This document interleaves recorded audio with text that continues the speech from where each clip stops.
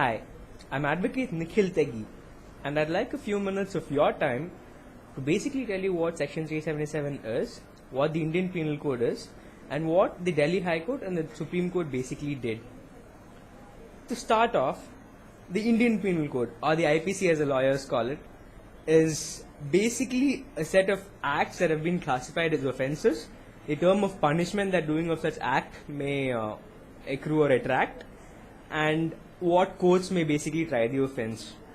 The IPC is a very old piece of enactment, and it was drafted back in the year 1860. Let that sink in for a minute. The enactment in question is more than 150 years old. Moving on. Section 377 has been titled Unnatural Offences, and it reads something like this.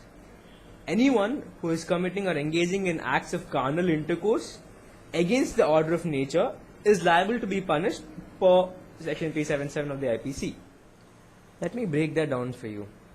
Anyone committing an act of carnal intercourse against the order of nature. Now these two terms are very important. Intercourse against the order of nature. The proper argue for retention of Section 377 basically argue that it is an unnatural offence, that men who have sex with men, women who have sex with women, the entire LGBT community for that matter, is engaging in something that is unnatural, and hence it should be an offence. Now the gist of Section 377 is basically this. Anyone who commits an act of intercourse against the order of nature can be punished, is liable to be booked and punished under Section 377. Now, of late, or over the years, it has been used to charge people in broadly three types of offences. One, obviously, the entire LGBT community for engaging in acts of intercourse with a person or a member of the same sex. Secondly, where any act where child rape is involved. And thirdly, any act that involves rape per se. Now, the second and third categories all clear. Necessary. It's the first category that is largely in the grey.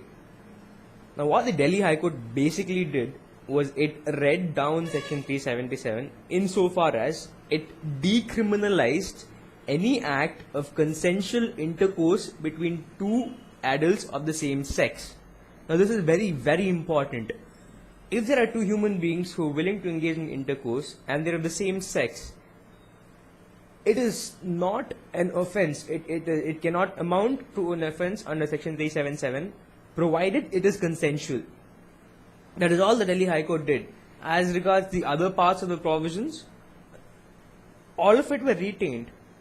Only the part which made it an offence to have intercourse with someone of the same sex was read down. Now, I use the terms read down and decriminalized. Now, what the Delhi High Court did was basically read down and decriminalize consensual acts of intercourse between two adults, be it of the same sex or not. What the Supreme Court did, or what the Supreme Court judgment basically means, is that the reading down of the provision as was done by the Delhi High Court was quashed. Now it is very important, and it is interesting to know that when the Delhi High Court came up with this landmark judgment, the Union Minister at that time, Mr. Anbumani Ramadas, actually hailed the judgment. The central government decided not to appeal. However, due to a lot of writ petitions and a lot of petitions being filed before the Supreme Court, a lot of PILs being filed, the matter was heard at length, and the current judgment, which restored the entire criminal ambit of Section 377, was passed. Now, Section 377, when it is applied to an act that involves child rape, justified, valid. When it's applied to an act that involves rape, again, valid and justified, given the lack of other legal provisions still very recently to book offences under. However, when it comes to acts of intercourse between two consenting adults, this is where people take a stance that it should not conduct or regulate business between two consenting adults. Now, under the Constitution of India, every human being has a right to life and liberty. life and liberty. Liberty is a very, very important and fundamental feature of any democracy. Liberty entails within itself right to privacy and right to live with dignity. Now, Section 377 as it stands is violative of both. It is violative of any human being's right to liberty, a fundamental right guaranteed under the Constitution of India. Further, more importantly, what it essentially means if you happen to belong to the LGBT community is that you do not have a right to freedom. That right, if what it essentially means if you belong to the LGBT community is that your right to freedom to choose or your freedom to choose who you have intercourse with is basically taken away. Now, one of the arguments that was made in favor of retention of the 377 was that over the years, over the 150 odd years that it's been in existence, it's been in place, only about 200 people have been convicted of the offense. Now, in my personal opinion, that is a very, very absurd logic. The question was never about how many people have been convicted of the offense. The question was always about freedom and liberty. It is not the state's business to choose or to direct what goes on between two consenting adults. Now, this bit is extremely important and extremely crucial. All the LGBT activists, the NAS Foundation, the NGO in question that filed the petition before the courts in the first place, all of them argue that Section 377 and Section 377 as it stands right now is used for discrimination more than conviction of people who engage in such acts. Now, this is very important and rightly so. 377 has been a weapon at the hands of the state that has been used to discriminate against a class of people who have as much a right to life and a right to choose a sexual partner as any other human being. Merely because their sexual orientation is different does not classify them as any lesser of a human being or does not entitle them to have any lesser of a right than any other human being. If a heterosexual human being can choose who they have intercourse with and when they do it, why should that same right not be extended to a homosexual? This is all that it boils down to. Freedom of choice and right to liberty, right to live with dignity. Can anyone honestly deny that gays, lesbians, transgenders and transsexuals have not been discriminated upon?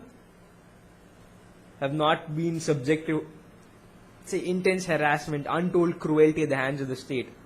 The fact is, as long as the section remains in the form that it is, whether it is actually used to convict or charge sheet anyone or not, irrespective of that, it will always be discriminatory in nature. You have basically an enactment that discriminates between a class of citizens on grounds of their sexual orientation. To say the least, it is highly absurd. Now, because of the discrimination, and I'm extremely positive that not one human being in India can deny that the entire community is frowned upon, is ostracized, and is discriminated. And as long as Section 377 remains in the law books, such discrimination will continue. One may even make the argument that Section 377 is basically state verification of ostracization and discrimination towards a particular community on grounds nothing more than their sexual orientation. Further, it's not 100 or 1,000 people that we're talking about. The LGBT community, as per the judgment of the Supreme Court, was estimated around 25 lakhs back in the year 2006. That was 7 years ago. 2014, that's 8 years ago. So, in 2006, there were 25 lakh LGBT members in India.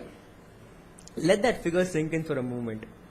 What we're basically doing is that we're allowing the executive, the legislature and the judiciary, but more importantly the executive, to ostracize a particular community and to engage in repeated act of persecution merely because their sexual orientation is different from ours. My question is, how does it matter what their sexual orientation is? Why should it matter, provided whatever they do or whatever anybody does is consensual in nature. The state does not have a right to discriminate. The state does not have a right to direct and dictate. Ultimately, this is all that Section 377 and all the hula surrounding the judgment of the Supreme Court boils down to. Freedom of choice. Now, the Supreme Court has passed the buck to the legislature. Broadly speaking, broadly and legally speaking, the line of argument adopted by the Supreme Court cannot be argued as being illegal. What it basically stated in a nutshell is that it is a prerogative of the legislature to make the laws and not the judiciary, which is in a sense absolutely right. However, it must be taken into account that just because the legislature is the one who has been tasked with creating the laws for the people of the country does not mean they always do the job. The particular section in question has been on the law books for more than 150 years. When it came before the Supreme Court, people expected that they would step in, alter the wrong that has been committed and is committed on a daily basis against lakhs of Indian citizens, and redress that wrong. Unfortunately, that did not happen. The judgment passed the buck to the legislature, and now it is the legislature's domain to enact a law to alter the law as it stands now and end the discrimination. I know I've taken up a fair bit of your time, so I'd like to sign off now. But I'll sign off with this.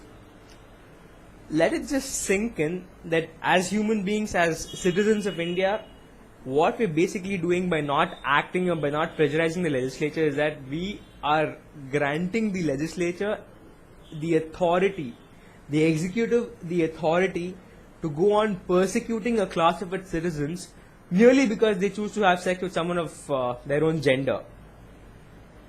It is wrong, it is illegal, and it is downright absurd to state that I am different from any fellow citizen because I choose to have intercourse with someone I choose to have sex with. Thank you.